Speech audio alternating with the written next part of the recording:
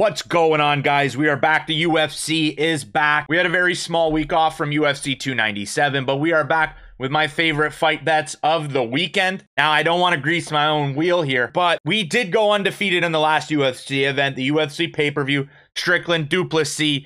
We won on Duplessis, and we won on a bunch of significant strike plays, hammering a beautiful 6-1 significant strike number on Neil Magny, going over 50 significant strikes against Mike Malott. So we're feeling good coming into this weekend. We had a week off last week, so I was eager to get into this video. Taking a break after winning always sucks, but nonetheless, we are back, and we're going to make the smart plays always. We're going to take a look at the significant strike numbers, all that kind of stuff on Bet365. I'm also going to take a look at Prize Picks. Now, I don't get Prize Picks here in Ontario, so I'm just offering you guys my opinions. I don't even know if I have the same odds as you when I look at their sports boards, but I like Prize Picks because they are very specific. They are an application meant for betting on the statistics of fighters. So they have significant strikes, fight time, stuff like that. They have very limited options, I really must say, but that's saying a lot considering that a lot of other sports books don't offer statistical bets on the Ultimate Fighting Championship or any sort of combat sport, to be specific. So it is nice to see that there is a sports book out there dedicated to this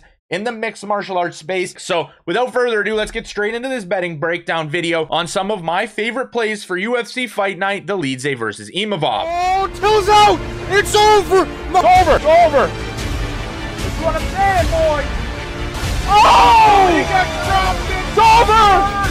Munoz! Oh my God! There's no better place to start, in my opinion, than the prelims. I only have one play for the prelims, and it's real early on the card. First fight of the night, actually. Thomas Petersen versus Jamall Pogues. Thomas Petersen came on the scale and didn't look very good, so that kind of pushed me over the edge because the line kind of shifted a little bit and made me a little more confident with my play. So I got Thomas Petersen via submission. That's at plus 850. This is entirely a value play. I think Thomas Petersen's going to win, most likely via ground and pound. But at plus 850, for a guy that takes fighters down and wails on them until they kind of quit, I would love to see a rear naked choke or like a key lock in his last fight against Chandler Cole, especially against heavyweights that probably are going to continue to defend punches. I really like the submission side of things for Petersen in this fight. And then also, fight does not go the distance between Petersen and Pogues. I actually kind of like that Petersen looks a little heavier because even if Jamall Pogues somehow puts it on a little bit, one of these guys is going to get tired and then we're just cheering for a gas out. So fight does not go the distance. That's minus 120 on 9-9.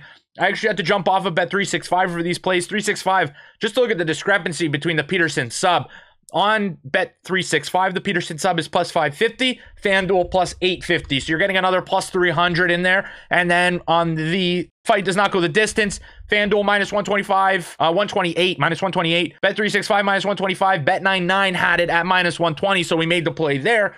Just value hunting. There is use in value hunting some of these plays. And from that first fight on the prelims, we're going to jump to midway through the main card. Randy Brown versus Muslim Salikhov. That was the next fight on 365 that had the UFC significant strike statistics. But one of the more interesting lines for me was they had it plus 110, either fighter to land 2 or more takedowns. Now at plus money, that was a little bit interesting to me. There's also minus 150. If you want to scale back just a bit at minus 150, you can get a combined 2 takedowns between both fighters at minus 150, which I do think is obviously more likely. But these guys do land takedowns in their fights, both of them. So I could see one guy getting the 2 takedowns. If I were to make a play here, it'd probably be on the either fighter to land 2 takedowns. But as of right now, I do not have a play on this fight. But I do have a play on the co-main event, Renato Moicano versus Drew Dober. I do really like a play in this fight on the Brazilian. Drew Dober is a little bit past his prime, and I do believe he's falling off a little bit. Renato Moicano has hit under 44.5 significant strikes in 8 of his last 9 fights. The only fight that's gone over was 2 fights ago against Rafael dos Anjos. So I do understand where they're coming from in the fact that he's fighting Drew Dober and he's a tough guy. But Moicano's game plan is usually very, very simple. Take a fighter down and submit them. And if he's going to land a lot of ground strikes, he probably won't number those as significant. I'm definitely going to lay some chalk on Renato Moicano under 44.5 significant strikes. I think that this line is way out of whack. I think it's going to take all 3 rounds for him to get that number, if it goes all 3 rounds. And it's going to take Drew Dober stopping a lot of the takedowns. Give me under 44.5 on Renato Moicano. That's crazy to me that that's the line. The main event, I gotta say, is an interesting one to call. Roman Dolidze's run in 2022 is probably one of the most impressive things I've seen. He got 3 straight knockout wins, 3 straight performance of the night bonuses, And one of them featured Jack Hermansson, who is one of the elite fighters in the middleweight division. But on the other side of the cage, you have Imavov, who actually has gone to decision a couple times in his career in recent fights. He was a finisher earlier in his career. He has a finish win over Edmund Shabazian and Ian Heinisch. So this fight is actually a little bit tougher for me to have the idea of significant strike numbers and honestly just the route of this fight. I think it's razor close between both guys. I think it has potential to be a really, really great main event for the viewing public. But as a gambling spot for me, I'm going to avoid playing any of these significant strike numbers over the entirety of the fight. I do kind of like the Dolidze 15 significant strikes in the first round.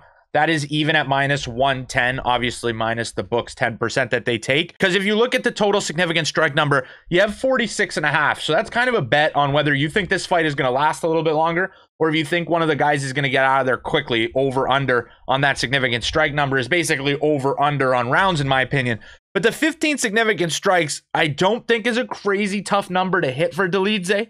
He's done it in a lot of fights before. I do think that this fight will have a feel-out process, but will it bring both fighters below 15 significant strikes in a round? I don't think so.